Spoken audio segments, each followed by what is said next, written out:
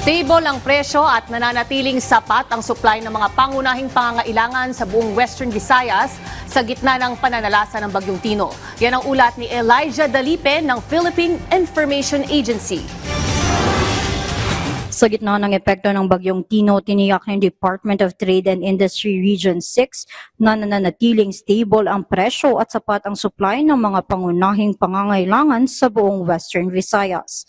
Ayon sa DTI Western Visayas, patuloy ang kanilang monitoring sa mga supermarket, grocery store at iba pang retail establishments sa mga lalawigan ng Aklan, Antique, Capiz, Guimaras, Iloilo at Negros Occidental upang masiguro ang mahigpit na pagsunod sa suggested retail prices o SRPs at maiwasan ang overpricing, hoarding o anumang hindi patas na gawain sa kalakalan.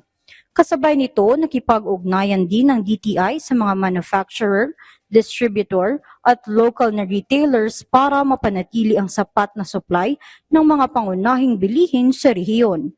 Paalala ng DTI sa mga mamimili na iwasan ang panic buying at maging responsable sa pamimili.